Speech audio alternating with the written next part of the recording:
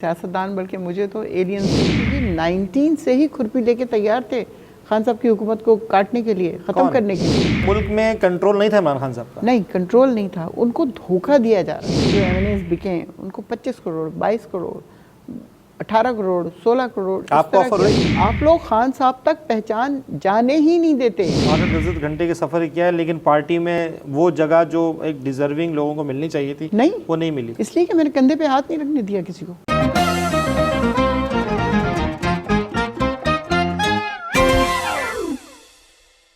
बिस्मिल्लाहिर्रहमानिर्रहीम, अस्सलामुअलैकुम। आप देख रहे हैं एच नाउ, मैं हूं आज़म रज़ाक। नाज़रीन, आज मेरे साथ एक ऐसे मेहमान मौजूद हैं जो किसी भी तारुफ का डेफिनेटली मोहताज नहीं है, और इनकी बड़ी खूबसूरत सी जर्नी है। एक मकसद था इनका सियासत में आने का, और बहुत पुराने वक्तों में ये पीटीआई में रहीं और इन्होंने डेफिनेटली एक अपना किरदार अदा किया, और साथ साथ ये एमएनए रहीं, और इन्होंने पाकिस्तान की बहाली और तरक्की में इनका अहम किरदार है। इनसे बात करेंगे। हमारे साथ मौजूद हैं मैडम नुसरत वाहिद साहिबा। अस्सलाम वालेकुम। वालेकुम अस्सलाम। Welcome on show. Thank you. अच्छा मैडम, शुरू करते हैं आपकी जर्नी से। कैसा आपने सोचा कि मैं जो है मुझे सियासत में आना चाहिए? बिस्मिल्लाहिर्रहमानिर्रहीम, बहुत शुक्रिया अपने प्रोग्राम में इनवाइट करने का। देखें, जो इम्पॉर्टेंट चीज़ है ना वो ये कि मेरी फैमिली से और मेरे ससुराल में कभी कोई सियासत में नहीं आया, सिवाय इसके कि लियाकत अली ख़ान का जब जलसा था उसमें मेरी माँ शामिल थी, जलसे में जिसमें वो शहीद हुए थे। उसके अलावा कभी कोई सियासत में नहीं आया। सियासतदान बल्कि मुझे तो एलियंस लगते थे, बेनज़ीर और ये नवाज शरीफ वगैरह वगैरह। लेकिन जब हम लोग इस्तांबुल में थे, my husband was posted as a consul general there, तो वहाँ पे जब बेनज़ीर की डेथ की खबर मिली, अच्छा, तो वो बहुत डिज़ास्ट्रस था। कि उसके बाद होता क्या था कि किसी भी हम रिसेप्शन पे जा रहे हैं, हर दूसरे दिन कोई ना कोई रिसेप्शन होती थी, आपको पता है सारे मुल्कों की। तो वहाँ पे एक ही बात होती थी, हू किल्ड हर, ये उनको पता था। तो उसकी वजह से इतनी एम्बेरसमेंट होती थी कि 2-3 महीने हम लोग फिर नहीं गए इस क्वेश्चन की वजह से। फिर खैर रह रहे थे वहाँ पे, रहते रहे 2009 में। फिर उसके बाद मेरे हस्बैंड ने सोचा कि अब वापस जाना चाहिए, इस वक्त मुल्क को काम करने वाले लोगों की ज़रूरत है। ओके। तो हम लोग इस तरह वापस आ गए। वापस आए हैं तो मेरा बेटा लीड्स यूनिवर्सिटी में पढ़ रहा था, बड़ा बेटा, तो बहुत फंड रेजिंग और ये वो सारी चीज़ें करता था पीटीआई के लिए। तो उसने मुझे कहा कि अम्मा, don't waste yourself, go join PTI. इस तरह फिर मैंने यहाँ पे आके आरिफ अलवी साहब हैं उनको ज्वाइन किया।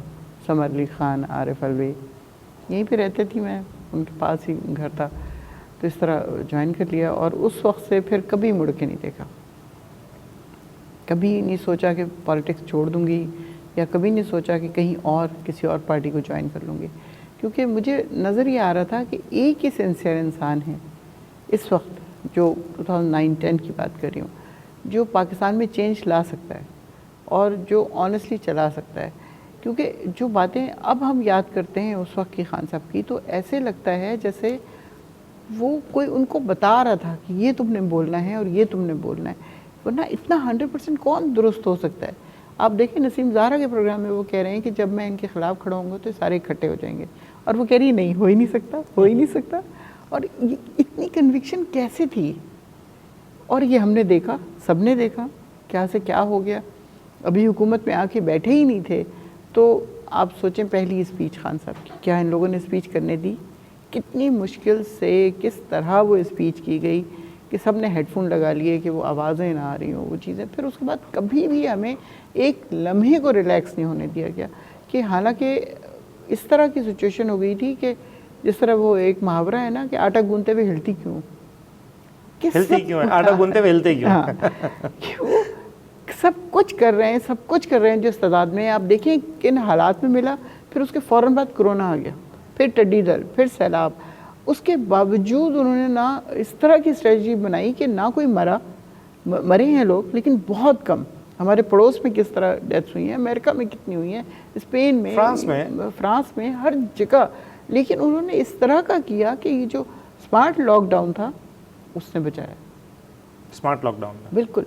फिर उसके बाद हम लोगों ने पैसे दिए, आप देखिए स्कूलों में कुर्सियां लगा के लोगों को बिठा के आराम से तसल्ली से इज़्ज़त से उनको पैसे दिए गए, उनके नाम लिखे गए, उनको कितने पैसे मिल रहे हैं, क्या हो रहा है।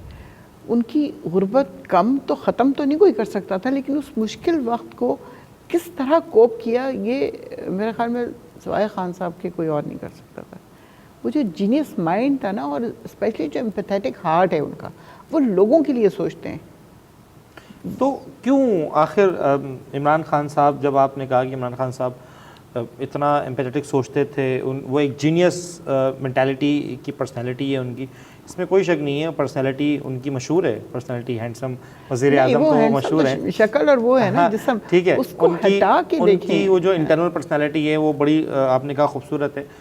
तो आखिर क्यों इमरान खान साहब के टेन्योर में गवर्नेंस जो है ना वो उस तरह की नहीं, जिस तरह लोग एक्सपेक्ट कर रहे थे, आप लोगों के वादे कि 100 साल में 100 दिनों में हम ये कर देंगे, 100 दिनों में हम ये कर देंगे, 100 दिनों में हम ये कर देंगे, वो 100 दिन और वो IMF के मुंह पर हम जाके पैसे मारेंगे, वो सब चीज़ें कहाँ थी?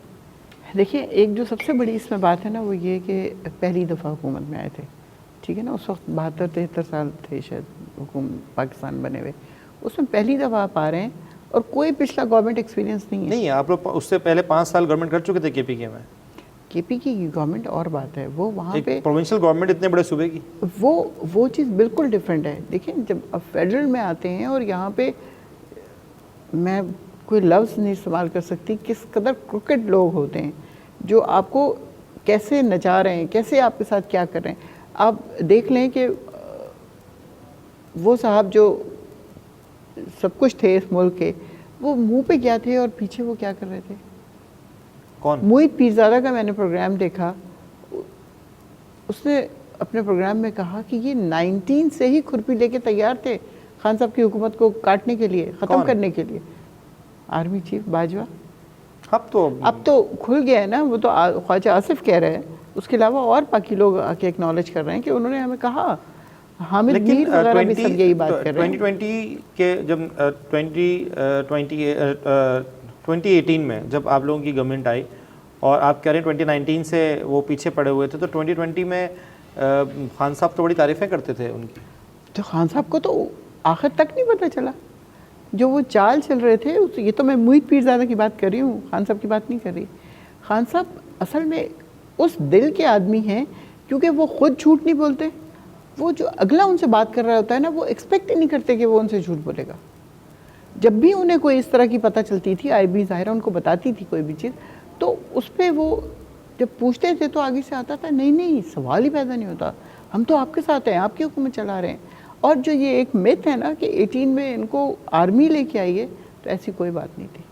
नहीं तो फिर अगर ये मिथ नहीं है, अभी बड़ी खुद ही आपने ये बात कर दी, मैं करने वाला था, अगर इनको आप कहते हैं कि वो आर्मी नहीं लेकर आई या इनको कहीं से सपोर्ट नहीं था, या बाजवा साहब या कोई भी इस्टेब्लिशमेंट की कोई सपोर्ट नहीं थी, तो आप कैसे समझती हैं कि इतने बड़े मार्का वो कोई कैसे तय कर सकता है, या कोई कैसे जो है ना वो इतना बड़ा मार्का पाकिस्तान में मार सकता है कि वो इतनी बड़ी मेजोरिटी ले ले, 145 जो है ना फेडरल की सीट्स। ये जो सबसे इम्पॉर्टेंट बात है ना इसमें, वो ये कि he was already recognised as a hero, not only in this country, हाँ, बल्कि पूरी दुनिया में एक्नॉलेज किया जाता है। फिर जो कैंसर हॉस्पिटल बनाए हैं ना इन्होंने, उसने इनको, मैं समझती हूँ अल्लाह ने इस तरह करके संभाल के रखा हुआ है इनको। वो जो दुआएं उन्हें मिली हैं ना उस कैंसर हॉस्पिटल की वजह से, उन माओं की और बहनों की और बेटियों की, कि जिनके भाई और बच्चे और शौहर और पता नहीं कौन कौन इस तरह बीमार हुए, और मुफ्त इलाज। 9 डॉक्टर थे उस पैनल में जब खान साहब ने बात की थी कि मैं कैंसर हॉस्पिटल बनाऊँ, 9 में से 8 ने कहा था कि नहीं हो सकता, 1 ने कहा था कि मुफ्त नहीं हो सकेगा, करके दिखाया।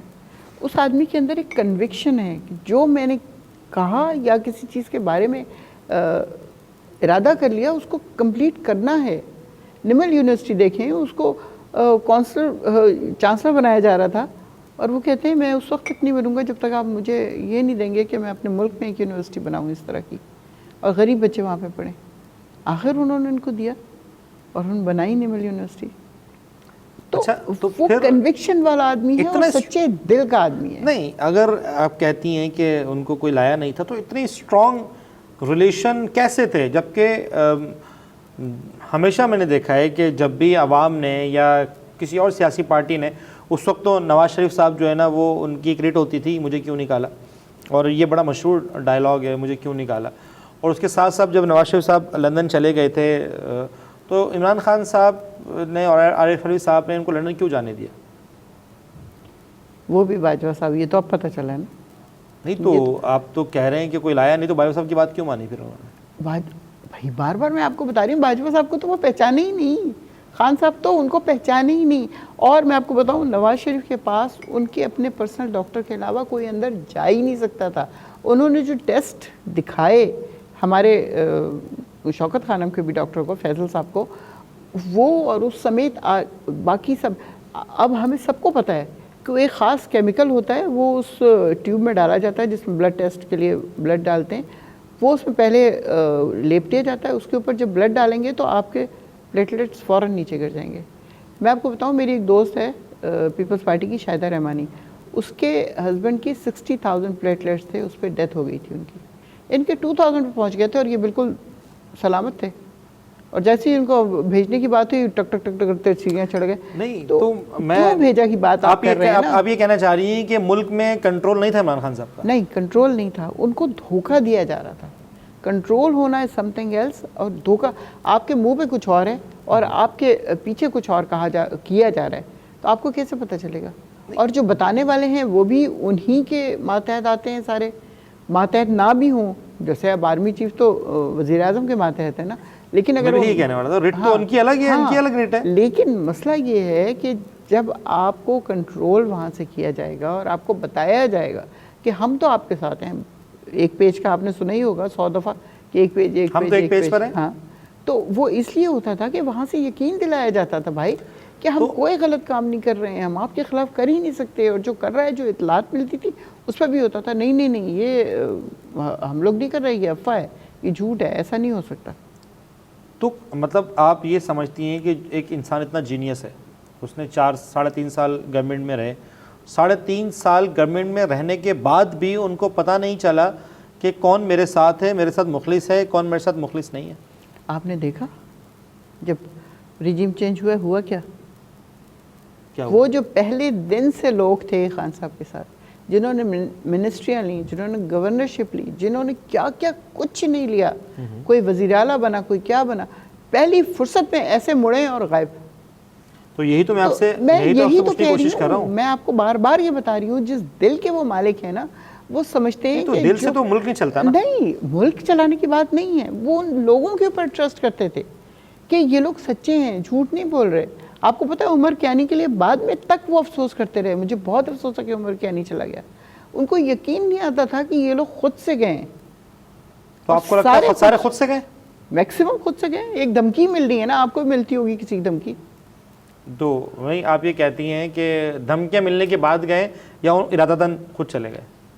हाँ, इसका तो मैं किसी ऐसे बंदे से मिली ही नहीं हूँ, मैं मिलना भी नहीं चाहती। आपके साथ आपके सब, अब आप एमएनए थी, सब आपके साथ ही रहे, साथ ही थे, लेकिन उस साथ में होना, जब आपके पास मिनिस्ट्री है और पहली दफ़ा जब मिली है आपको, तो आपकी गर्दन में वैसे ही सरिया आ जाता है। हम तो बैक बेंचर्स थे, हमारी तरफ तो कोई देखता भी नहीं था, ये वाले हालात थे। तो एज एन एमएनए, जब आप एमएनए इलेक्ट, मतलब आप तो रिजर्व सीट पे एमएनए थी 2018 में, तो उस वक्त अभी आपने बैक बेंच का जिक्र किया, तो चलो मैं यहीं से कंटिन्यू करता हूँ। बैक बेंच से क्या मुराद है? बैक बेंचेस वो होते हैं जो फ्रंट सीट पे तो बैठे हैं। वो तो मैं समझता हूँ, मैं पार्लियामेंट की असेंबली की बैक बेंचेस समझता हूँ, उसी की बात कर रही हूँ। उसके अलावा जब आपका क्या किरदार था पीटीआई में, या अपने हल्के के लिए या अपने लोगों के लिए?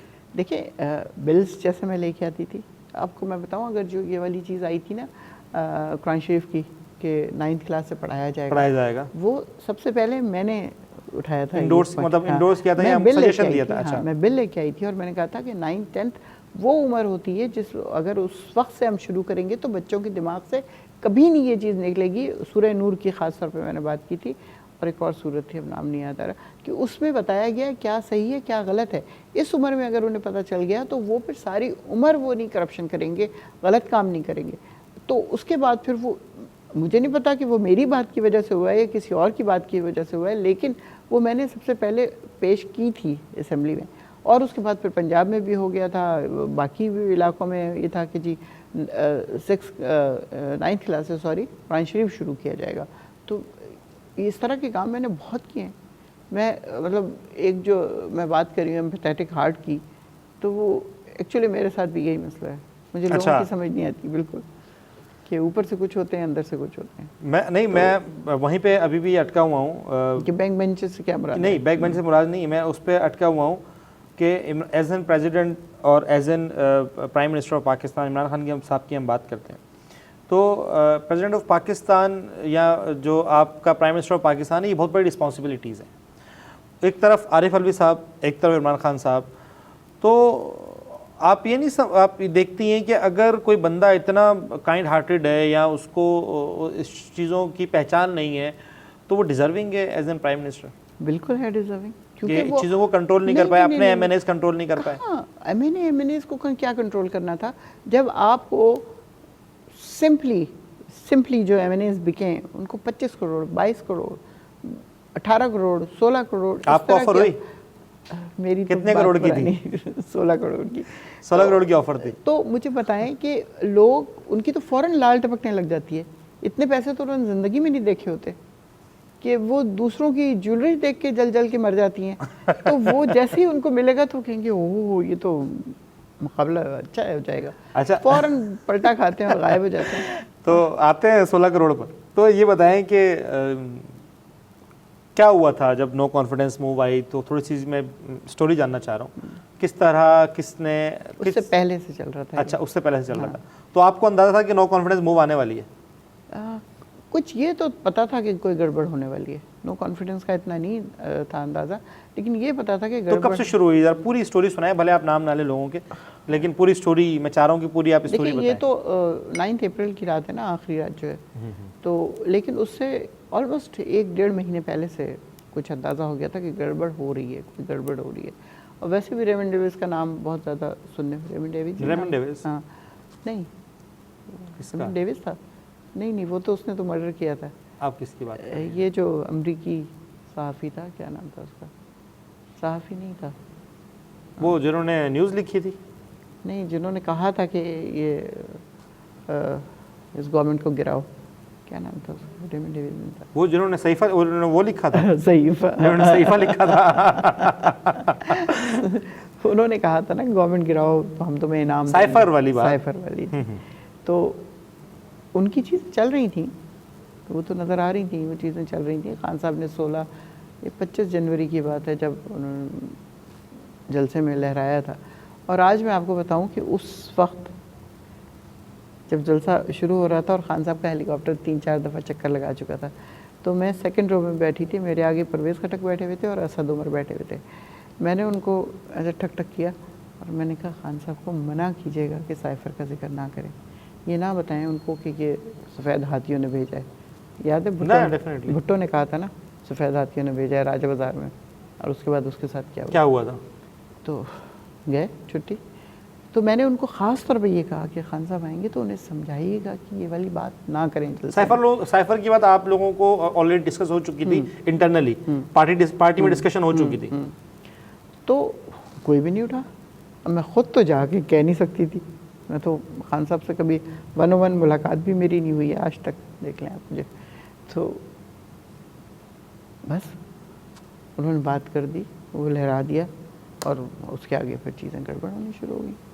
नहीं तो मैं आपकी स्टोरी जानना चाह रहा हूँ नो कॉन्फिडेंस मूव वाली, कि आप कह रही कि पहले से खिचड़ी चल रही थी, तो ये आप तक जब लोग पहुँचे, किस तरह पहुँचे, किसने फ़ोन किया, क्या हुआ, किसने राब्ता किया, किस तरह? आपको नाम नहीं बताएं आप, वैसे ही, क्योंकि बहुत कॉन्फिडेंशियल होता है ये। खैर ज़ाहिर है हमारे जानने वाले ही थे, एमएनए ही थे, उनमें से लोग बार बार बात कर रहे थे, if you are not happy here come there you will get the money and everything all that. फिर उसके अलावा फिर लाहौर से एक और हैं साहब, उन्होंने मेरे हस्बैंड को कहा सुन कहो यार पैसा ले आए इधर। ये स्पेसिफिकली पार्टी चेंज होने की बात हो रही थी या नो कॉन्फिडेंस की बात हो रही थी? पार्टी चेंज भी होती, नो कॉन्फिडेंस होगा तो वोट तो चाहिए थे उस वक्त उनको। नहीं तो नो कॉन्फिडेंस में भी तो ऐसे हुआ था ना कि बहुत सारे लोगों ने वोट नहीं दिया था। तो बाद में हुआ ना, जब उनके पास इतनी ज़्यादा गिनती हो गई तो फिर उनको ज़रूरत ही नहीं पड़ी इस तरह के ख़रीदे हुए लोगों की। तो हाँ कहा भाई खुश और नाखुश की बात ही नहीं है, मैं अपनी ज़ात के लिए तो मुझे अल्लाह ने बहुत दिया है, अल्हम्दुलिल्लाह अल्हम्दुलिल्लाह अल्हम्दुलिल्लाह, मैं क्यों इन चक्करों में पढ़ूँ। मैंने अपने मियाँ से बात की, मैंने कहा इस तरह बात हुई है, तो मेरी तरफ देखेगी क्या कहती हो तुम। कोई गैर सियासी दोस्तों ने भी जो है ना वो आप लोगों से आपसे रब्ता किया था?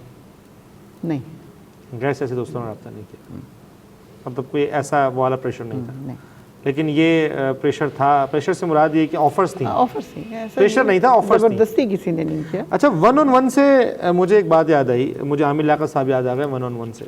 आमिर लियाकत साहब ये कहते कहते गुजर गए कि इमरान खान साहब जो है वो टाइम नहीं देते हमें। तो आपको नहीं लगता कि एज एन प्राइम मिनिस्टर और एज एन पार्टी लीडर अपने करीबी साथियों को वक्त देना चाहिए? बात ये नहीं कि खान साहब नहीं देते, मैं आपको बताऊं जो उनके इर्द गिर्द झमघटा डाला हुआ था ना इन लोगों ने जो चले गए, आप यकीन करें किसी को मिलने ही नहीं देते थे, ख़वातीन समेत। किन समेत? ख़वातीन समेत। ख़वातीन समेत। ये वो लोग थे जो खान साहब तक पहुंचने ही नहीं देते थे। आप सीनियर वाइस प्रेसिडेंट थी वुमेन विंग सिंध की, एक बहुत बड़ा ओहदा होता है। 12 में 12 ठीक है। तो आप ये कहती हैं कि मेरी 1-on-1 कभी मुलाकात नहीं हुई, तो ये आप नहीं समझ, चलें ये तो प्राइम मिनिस्टर बनने के बाद लोग मिलने नहीं देते थे, ये बहुत बड़ा ओहदा होता है कि आप एक पूरे एक प्रोविंस की एक वुमेन विंग की ऑलमोस्ट 50% या 40% पॉपुलेशन को लीड कर रही हैं आप, ठीक है। तो आप अगर पूरे सिंध की पॉपुलेशन 10 करोड़ है मिसाल के तौर पर, या 5 करोड़ है, तो उसकी 40% पॉपुलेशन जो है ना वो ख़वातीन पर मबनी है। सही। तो अब आप नहीं समझती कि इतने बड़े ओहदे पर एक शख्स हो और उसकी पार्टी लीडर से मुलाकात ही ना हो? वो इस तरह आप किस तरह अपनी सजेशंस और अपनी चीज़ों को आगे रोल आउट करती होंगी? वो होता ये था कि जो भी जलसा है वहाँ पे जब हम तकरीर करते थे तो एक्चुअली जो ख़वातीन हैं उनके मसले बता रहे होते थे और वो खान साहब नोट कर रहे होते थे, करवा रहे होते थे। तो किस में? जलसे में बैठे हुए मैं तकरीर जलसे में या इजलास में? नहीं, जलसे में। अच्छा। जलसे में। और उस वक्त वो ख़ुद भी नोट कर लेते थे और उनके साथ जो लोग होते थे उनसे भी नोट करवाते थे। जिस तरह मैंने वुमेन विंग का कन्वेंशन करवाया हैदराबाद में सिंध की ख़वातीन का, उस वक्त मैं प्रेसिडेंट थी, तो खान साहब भी आए, आमिर लियाकत भी थे, शाह साहब भी थे और भी काफ़ी सारे लोग थे। तो उस दिन जो मैंने तकरीर की, तो बल्कि उससे बहुत पहले 15 की बात है, 15 की बात है, उमरकोट में।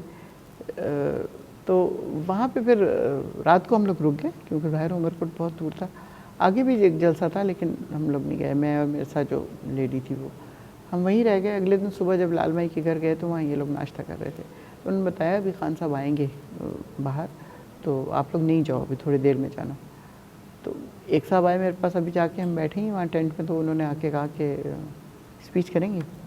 अब मुझे 1 सेकंड लगा सोचने, कर लूँगी। अभी 15 की बात है, उस वक्त मैं बहुत ज़्यादा मतलब इतनी फ्लुएंट नहीं थी सियासत के ऊपर। हाँ, नहीं, तकरीर के ऊपर भी चीज़ों के ऊपर। हाँ, तो लेकिन खैर मैंने कहा हाँ।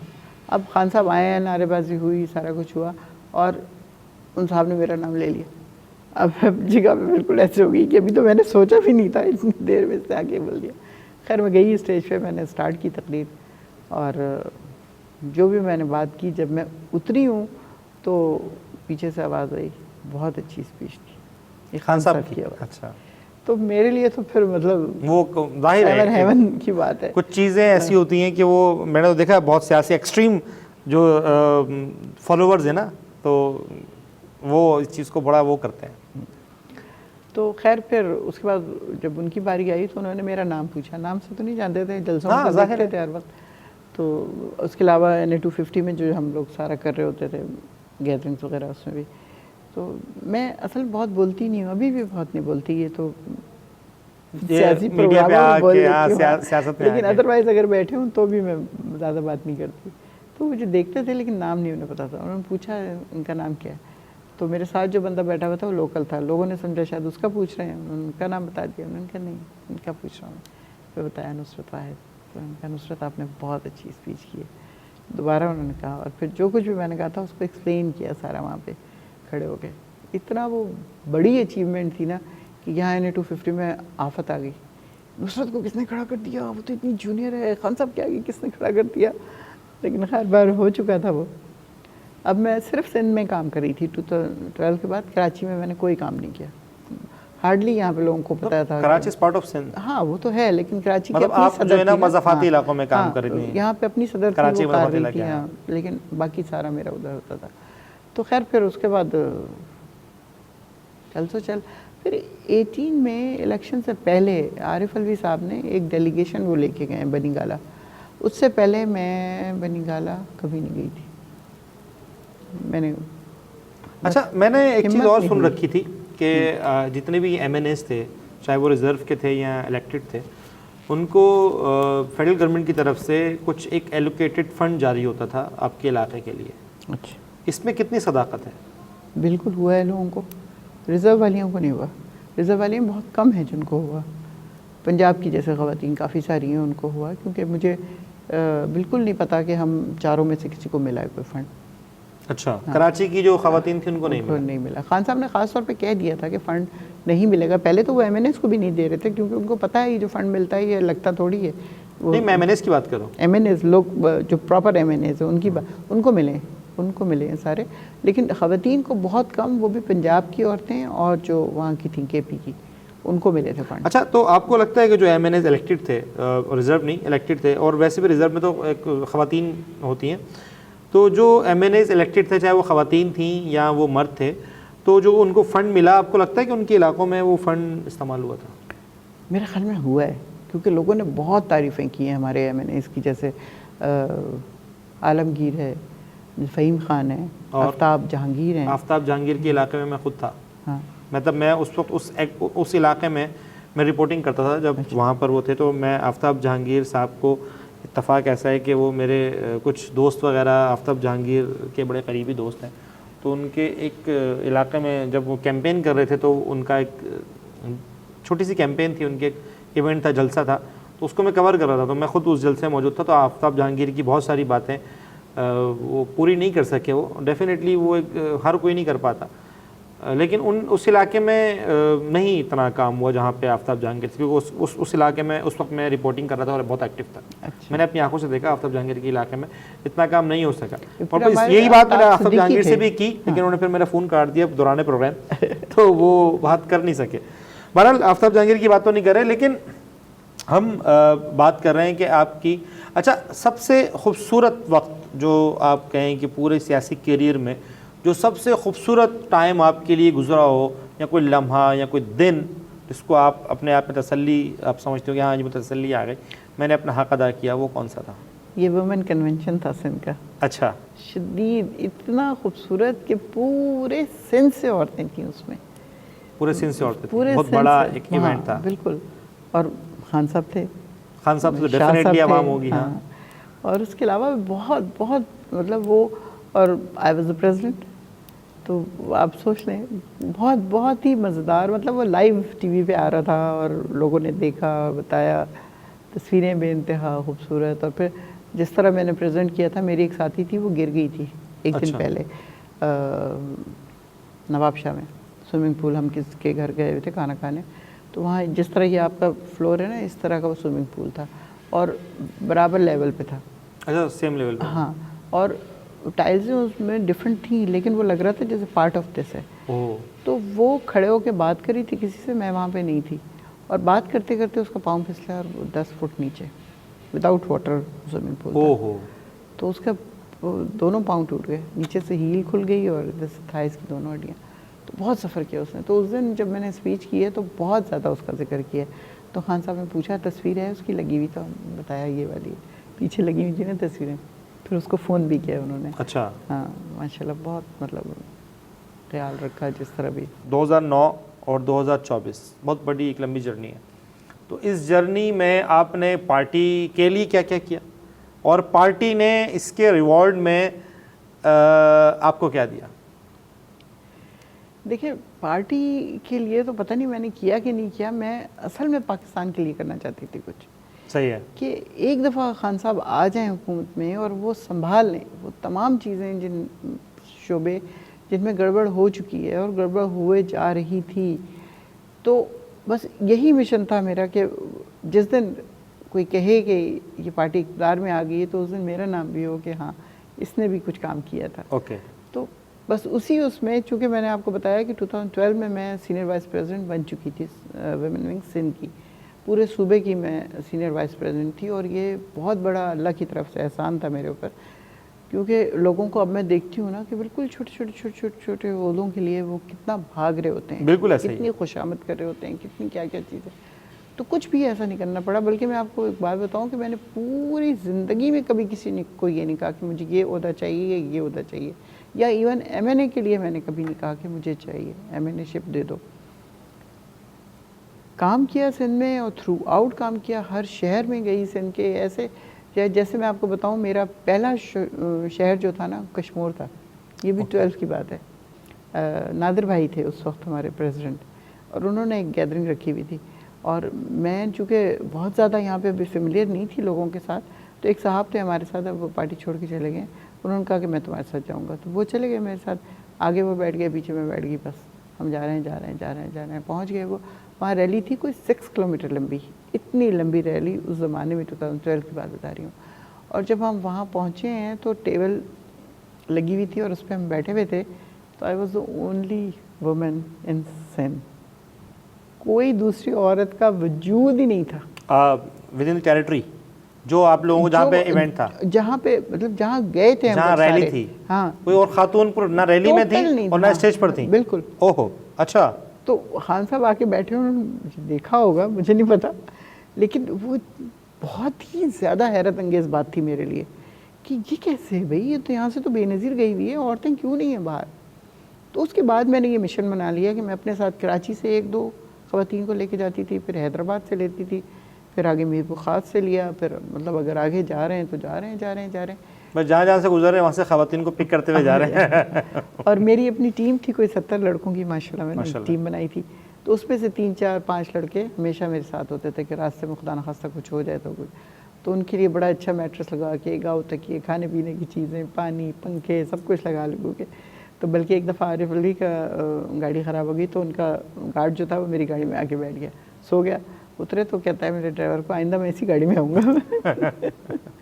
तो बहुत लोग एंजॉय करते थे, बहुत ज़्यादा, बहुत अच्छे हमारे ट्रिप होते थे। रास्ते में खाना पीना, चाय, ये वो सियासी भी और पिकनिक भी। हाँ, पिकनिक टाइप भी चीज़ हो जाती थी। तो मैं आपको बता रही थी, पहला शहर मेरा कश्मीर था और आखिरी शहर कनकोट था। कनकोट, आप सोच लें, बीच में मैं डेरा मुराद जमाली ढाडर तक गई हूँ। अच्छा। बलोचिस्तान। तो जब मैं असम्बली में कह रही थी ना, तो लोग कह रहे थे झूठी वो तो बलोचिस्तान में। मैंने कहा भाई मुझे पता है बलोचिस्तान में, मैं तो बता रही हूँ कि मैं इन शहरों में गई हूँ। और बीच में जितने शहर थे, जैसे 7 शरीफ है, इसमें 2 महीनों में 7 दफ़ा गए, क्योंकि जलसा था और जतोई कर रहे थे और रिन, तो उधर फिर हम हर वक्त जा रहे होते थे, पहले ज़मीन देखने, फिर कुछ देखने, फिर इंतज़ाम देखने। तो अभी फिर क्या शिकायत है आपको पार्टी से?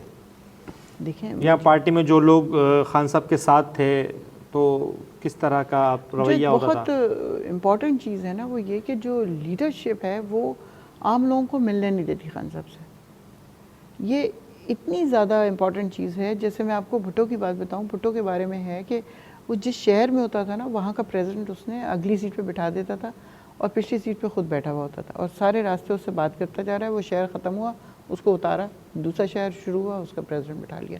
उससे उसे लोकल प्रॉब्लम्स का पता चलता था। जबकि यहाँ पे होता क्या था, एयरपोर्ट से एक बंदे ने रिसीव किया, वही गाड़ी चला के लेके जा रहा है सीधा, कुछ 3-4 लोग पीछे बैठ गए हैं, वो भी वही।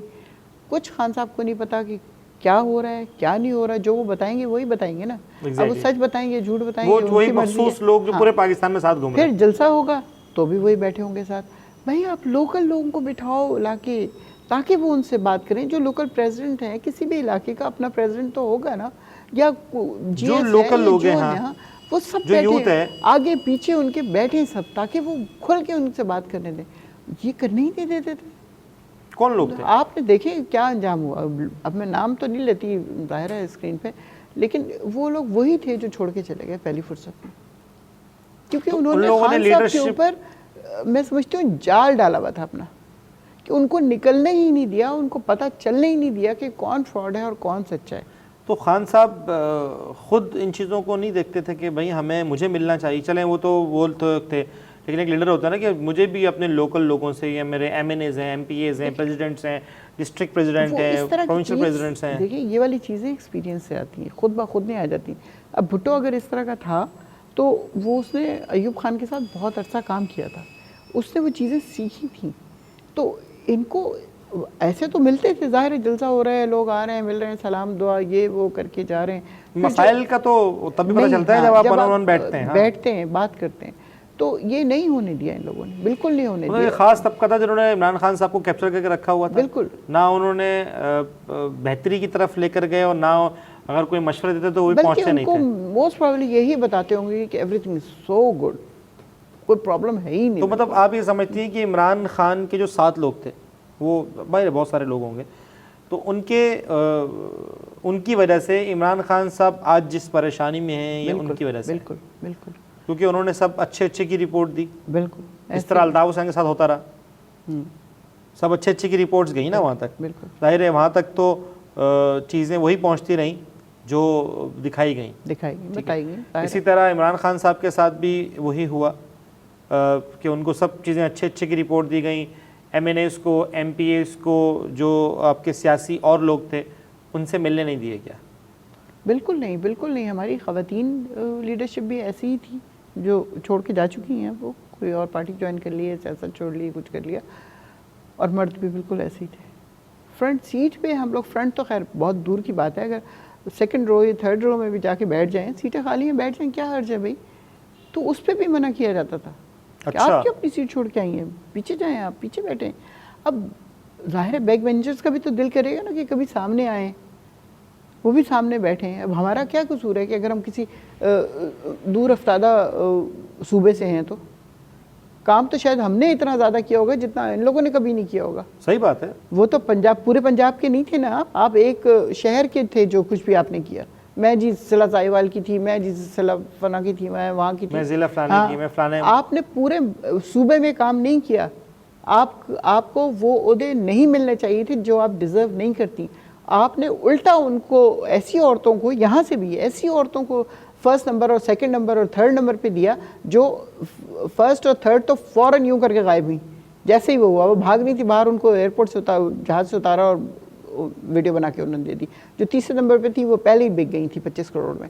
तो ये क्या है, आप लोग खान साहब तक पहचान जाने ही नहीं देते, उन तक पहुंचने ही नहीं देते कि कौन सही है। और मैं वैसे भी ये समझती हूँ, आज भी इस बात के ऊपर पक्का अमल होना चाहिए आइंदा के लिए, कि जो दूसरी पार्टियों से आया हुआ है उसको कोई प्रेफरेंस नहीं देनी। आप उनको दें जो आपके लोग काम कर रहे हैं, शुरू से काम कर रहे हैं, अपनी जानें दी हुई हैं। क्या क्या कुछ नहीं किया हुआ, अपनी जान, अपना माल, अपना पैसा, अपना टाइम, बच्चों का टाइम, घर का टाइम, क्या चीज़ है जो नहीं दी। उसके बाद आपको उठा के इसलिए फेंक दिया जाए कि आप अपने कंधे पे हाथ नहीं रखने देते किसी को। तो ये इस तरह चलता रहा। जाहिर है वो लोग जो बाद में आए, जो दूसरी पार्टी से आए, उनको प्रेफरेंस दी गई। बिल्कुल बिल्कुल, क्योंकि प्रेफरेंस दी नहीं गई। वो उन्होंने अपनी जगह बना ली थी इस तरह की कि वो खान साहब के कान में जो बात कर रहे हैं वो कर रहे हैं। एक दफ़ा मेरी मीटिंग हुई, मैं आपको बताऊं, मैं भी जाके बैठी हूँ, वो शख्स जिसकी मैं जिक्र कर रही थी आपसे, वो आया, उनके कान में उन्होंने कोई बात की और उसके बाद चले गए। आप नाम ले सकते हैं। उसके बाद नहीं, मैं नाम नहीं ले रही। उसके बाद फिर खान साहब मुझसे जो भी कहते, मुझे पता था ये मेरे खिलाफ बात करके गया है, और विदाउट एनी रीज़न मैंने जान लड़ाई है इस पार्टी के लिए, खुदा की कसम खा के कह रही हूँ मैं। मुझे बीमारियाँ लग गई इतनी सारी, मैं पाँव लटका के बहुत देर तक नहीं बैठ सकती, सूज जाता है मेरा पाँव। जाहिर है कि 8-8, 10-10 घंटे के सफ़र किए हैं मैंने।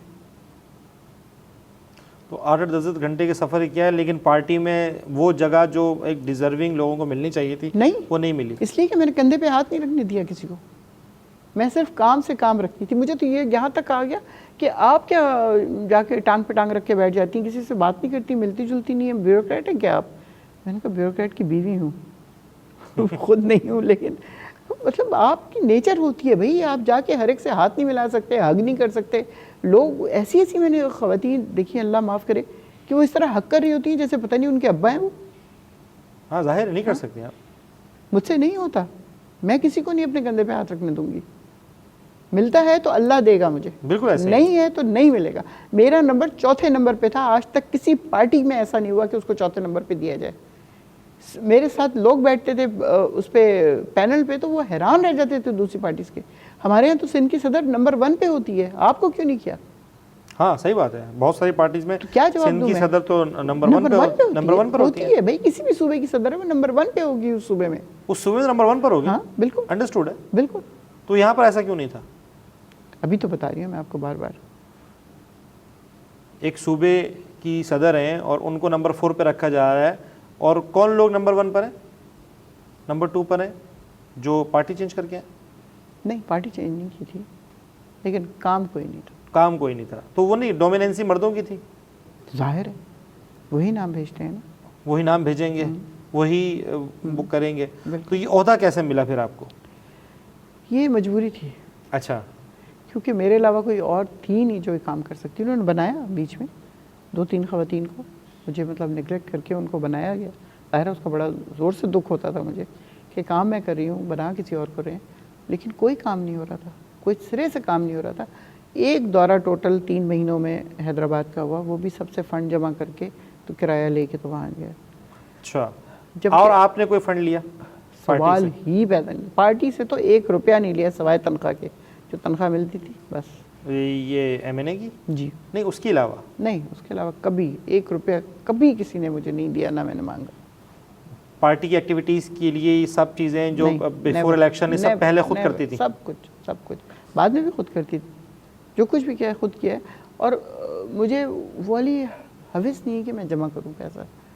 मुझे जो तनख्वाह मिलती थी, जो कमेटी के उससे मिलते थे, जो ज़रूरतमंद पूरे पाकिस्तान में लोगों को मुझे पता चल गया कि जी ये खातून ऐसी है, बेवकूफ़, इससे मांगोगी तो दे देगी। और ये होता है, आज तक मेरे साथ होता है कि अगर मेरी जेब में हैं तो सवाल ही पैदा नहीं होता कोई मांगे तो मैं ना दे सकूं।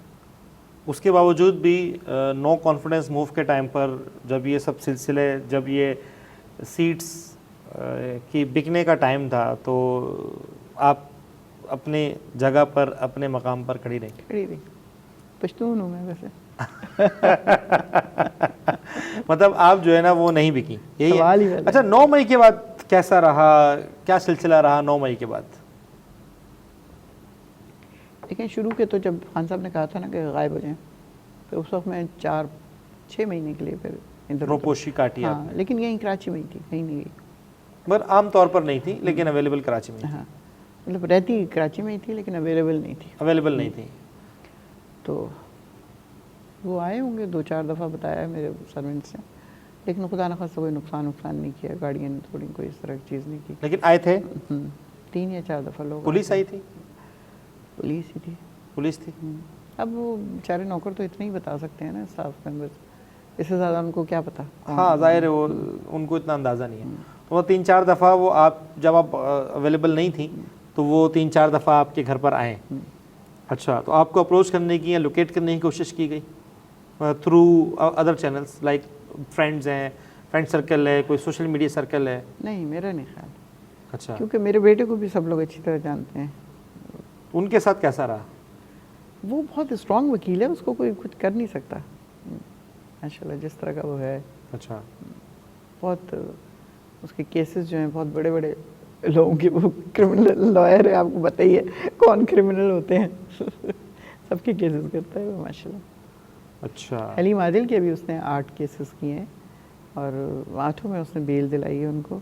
और वो खुद उन्होंने बताया मुझे, अली ने नहीं बताया, उन्होंने बताया कि ही डिडंट आस्क मनी। मैंने उससे पूछा तो कहता है no, you are my mother's colleague. मैं कि आपसे कैसे ले सकता हूँ पैसे, सारे मुफ्त किए हैं। अच्छा, फ्री ऑफ चार्ज खुद से? ओ, क्योंकि वो खुद जाहिर है वो पीटीआई दिल में तो उसके है ना, लेकिन है नहीं पीटीआई में, बिल्कुल नहीं। वो भी नहीं है, पहले तो थे ना, फंड रेजिंग वगैरह करते खुर्रम थे। ने भी कुछ 1 हफ्ता पहले मुझे फ़ोन किया और कहने लगा आपका बेटा लॉयर है, आपने बताया नहीं मुझे, खुर्रम शेरजवान।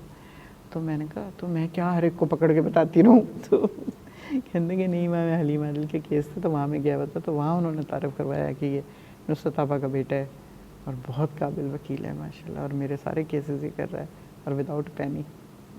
अल्लाह का शुक्र है बस, और क्या। ये बहुत बड़ी बात शुक्र है कि दिल। तो 9 मई में आपको जो मुश्किलात हुई वो 6 महीने की, हाँ, वो इधर उधर। उसके बाद मैंने टीवी पे आना छोड़ दिया था। एक्चुअली। और अपीयरेंस अभी भी बहुत कम देती हूँ। कोई ईद का प्रोग्राम है, 14 अगस्त टाइप इस तरह का, 23 मार्च वगैरह, उसके अलावा टॉक शोज़ में नहीं जा रही होती। बात करती हूँ फ़ोन पे बस। अच्छा, अपीयरेंस जो फिजिकल अपीयरेंस जो है ना वो नहीं है। तो अभी भी कुछ डर खौफ कुछ इस तरह का है मुब्तला या नहीं है? नहीं, डर तो नहीं है। क्या करेंगे जाके, क्या कहेंगे, पार्टी चेंज करो। अब तो उनको ज़रूरत ही नहीं है, उनको तो मौजूद है उनके काम करने के लिए, पूरी अदालत उनकी है। अच्छा, तो अभी अभी अभी रिलैक्स है? अल्लाह का शुक्र है। अच्छा, तो अच्छा ये चीज़ें चल रही हैं अभी अदालतों में, आपके रिज़र्व सीट्स के केस चल रहे हैं, तो क्या कहती हैं कि उसमें आप रिज़र्व सीट में आपका नाम क्यों नहीं है इस बार? देखिए, अभी तो इसलिए नहीं है कि हमारा एक भी एमएनए नहीं है वहाँ पे। 21 के 21 रिजर्व सीट्स के नाम तो जाते हैं ना? नहीं, वो सिचुएशन ऐसी थी ना, इसलिए लिस्ट नहीं बन सकी। एमएनए का एक भी नाम नहीं है। अच्छा, एक आपको पता है पार्टी तोड़ी गई, निशान लिया गया, सिंबल दिए गए। ये तो बहुत बाद में हुआ। तो लिस्ट तो उसी वक्त, पहले वाली लिस्ट तो पता नहीं बनी कि नहीं बनी है। उस लिस्ट में आपका नाम था? पैसे तो मैंने जमा कराए थे, पता नहीं था कि नहीं था, आई डोंट नो। मैं पूछती भी नहीं हूँ किसी से, सच्ची बात अच्छा। है। मैं इन चक्रों में हुई नहीं। बल्कि जब मेरा हुआ था और चौथे नंबर पे आई थी, तो ज़ाहिर है मैं बहुत उदास हो गई। तो मेरे हस्बैंड ने मुझसे पूछा कि क्या तुमने किसी को कहा था कि तुम्हें नंबर 1 बनाए? मैंने कहा नहीं। या किसी से सिफारिश की हो? कभी किसी से कोई सिफारिश की? मैंने कहा नहीं। तो कहते हैं तो बस शुक्र अल्लाह का करो, चौथा नंबर उन्होंने तो अपनी तरफ से मुझे दिया था ना कि मैं ऑटोमेटिकली गायब हो जाऊंगी। हाँ, सच्ची बात है, किसने सोचा था इतनी सीटें? लेकिन वो ऊपर अल्लाह था ना, उसने बारिश के कतरों की तरह बरसाई, 14 सीटें हमें मिल गई। बारिश के कतरों की तरह बरसाई, 14 सीटें मिल गई, सही बात है। बिल्कुल। तो अभी आगे पार्टी की क्या सूरत हाल देख रही हैं? देखिए, खान साहब को बाहर आना ज़रूरी है, बहुत ज़्यादा ज़रूरी है। तो क्या आप क्या समझती हैं कि डील करके बाहर जाना चाहिए? नहीं, बिल्कुल नहीं, बिल्कुल। बाहर आने का तरीका तो फिर यही है? नहीं, वो बगैर डील के आएंगे, आप देख लीजिएगा। अच्छा, विदिन 2 मंथ्स, बस, इससे ज़्यादा नहीं है। तो फिर कौन कौन लोग खान साहब के साथी होंगे अब? खान साहब बहुत अब देखें, अब तो बहुत सारी चीज़ें चेंज हो गई ना। अब खान साहब के साथी कौन होंगे? बहुत अच्छी तरह परख रहे हैं इस वक्त। ऐसी बात नहीं है कि वो जेल में बैठे हैं, उन्हें कुछ पता नहीं है। इस वक्त जो दिलेरी दिखाएगा ना, वही सबसे आगे होगा। और आप खुद को कहाँ देख रही हैं? मैं दिलेर हूँ। मैं डरने वालों में से नहीं। तब पीटीआई ही रहेगी हमेशा? हाँ, हमेशा। सवाल ही बस ये लॉयल्टी कहीं नहीं जाएगी? सवाल ही। ज़िंदगी में 2 या 3 फैसले मैंने किए हैं, और कभी नहीं होता कि उससे मैं इधर से इधर हो जाऊँ। सवाल ही पैदा नहीं होता। अच्छा, जो कर लिया जो फैसला कर लिया। तो मतलब आंधी आए, तूफान आए, गुजर गया सब। आंधी तूफान तो नहीं, क्या पता है, बड़ा तूफान बहुत गुजरा। ये बड़ा तूफान नहीं था, मुझे बताएं, पूरी उम्र सिंध में गुजार दी मैंने। और जब लिस्ट में नाम आ रहा है तो इस ख्याल से चौथे नंबर पे आ रहा है कि ये खुद ही इज्जत से गायब हो जाएगी। और फिर उसके बाद 9 मई आ गया। और उसके बाद 9 मई वहाँ पे एक और वो था, इतना बड़ा, एक दफ़ा नहीं 2 दफ़ा। अच्छा, तो मतलब एक टेंशन ज़्यादा ख़तरनाक टाइम जो आपकी इस पूरे सियासी करियर में, उसको आप समझती हैं कि ये बहुत टफ टाइम था, वो कौन सा था आपके लिए?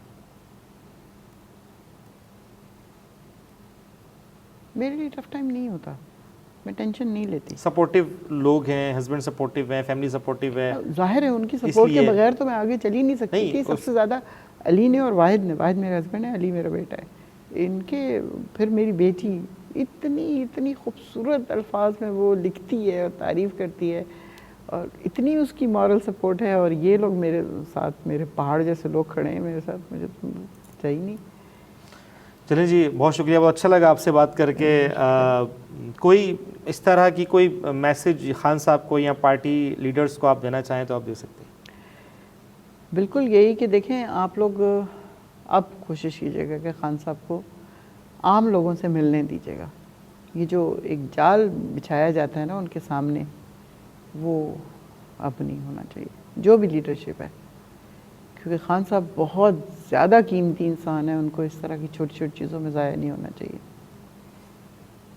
थैंक यू सो मच, बहुत अच्छा लगा आपसे बात करके, बहुत अच्छा लगा आपसे गुफ्तगू करके। इंशाल्लाह फिर कभी मौका मिला दोबारा आपको बुलाएंगे। नाज़रीन, ये था आज का शो, मिलेंगे अगले शो में, अपना ख्याल रखिएगा, अल्लाह हाफ़िज़।